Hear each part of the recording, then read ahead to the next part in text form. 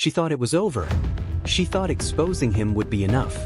But when the devil disappears, it's never into the flames. It's into the shadows. Grace Okwara had taken down a man who once slept on her couch. A man who faked poverty, staged his own death, and built a billion-naira empire from lies, blackmail, and a body count. Michael Eruemade wasn't just a manipulator. He was the architect of deception. And now, he was gone again. But before disappearing, he left something behind. A package. Inside it, a necklace. And a note that simply read, "Let's see if the world still loves you after they know what you did." Grace froze. The necklace had once belonged to Ebuka, the man Michael murdered to cover his crimes. But now it was in Michael's hands. And worse, Michael hinted he knew something about Grace's past, something she thought she had buried. A past that involved a warehouse, a fire, and a secret she had run from 13 years ago. Back when she was 19, broke, and desperate for an internship, she stumbled into something she wasn't meant to see. Late one night at a Westmontland logistics warehouse, Grace witnessed men moving boxes labeled contract refunds stacked with cash. She fled the scene in fear. Days later, the building burned to the ground. No evidence, no witnesses.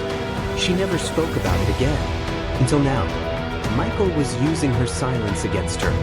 The man she exposed was now using her own guilt as leverage. Grace turned to Agent Sewell of the DSS. He was the only one she could trust. And together, they made a decision. If Michael wanted war, she would give him the truth. She went public again, confessing her presence at the warehouse fire over a decade ago. She admitted her silence. But what she didn't know was that Michael had prepared for this too. The very next day, headlines exploded. Whistleblower Grace Okwara under investigation for arson. Grace Okwara? Was she an accomplice all along? He flipped the script. He flooded the media with fake whistleblowers, doctored voice notes, and AI-generated photos. Protocol Phoenix wasn't just a cover-up. It was an erasure of truth. Michael didn't just fight justice. He drowned it. Grace's reputation crumbled overnight. But she wasn't running this time. She still had something Michael didn't know she kept. Ebuka's drive. The flash drive was recovered the day he died. Inside, encrypted files, buried folders, shadow contracts, and one label that changed everything. Harvest Links. When decrypted, it revealed the blueprint of Michael's empire. Bribes, shell companies, political sponsors, media influencers, and most chilling of all, a bank account stuffed with millions opened in Grace's name. She had never seen it before, which meant only one thing. It had been created in her name as a trap, as a weapon. The moment she exposed him, the plan was to make her the villain. And just as Grace and Sewell began downloading the evidence, a silent ping came from the drive. Michael was watching. The safe house exploded moments later.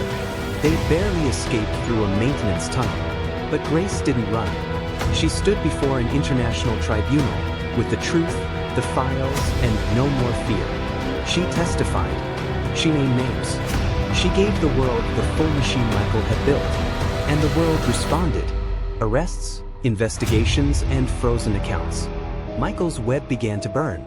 But he didn't die in the fire. He rose from it. From a hidden villa in Benin Republic, Michael watched her testify. And with one whisper, he started something new. Initiate Protocol Phoenix. But Protocol Phoenix was never meant to win. It was meant to collapse everything, especially Grace. Days later, she received a new message. No number, just a location pin.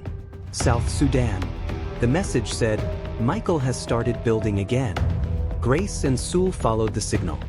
Deep in the jungle, they found something terrifying.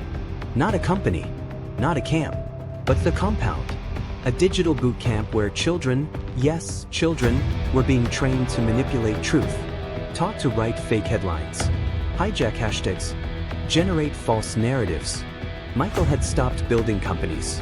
Now, he was building disciples. Lumex Global was the new name. And it wasn't corporate. It was ideological. Grace infiltrated the compound.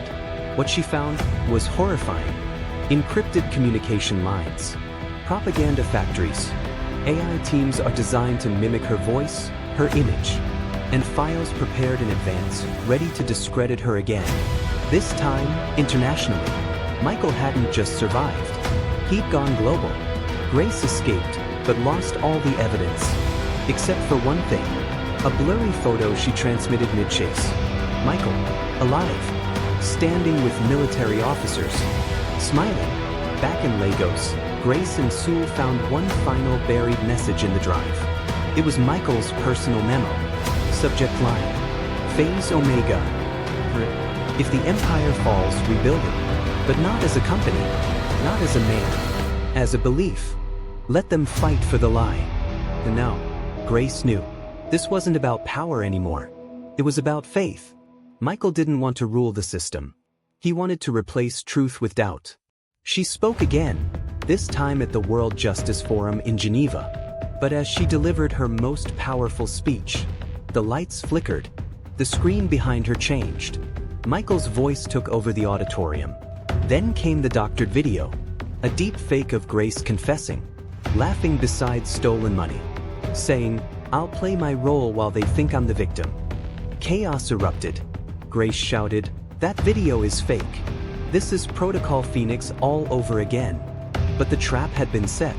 By the time she left the stage, she was no longer a truth teller. She was once again the villain. But she didn't stop.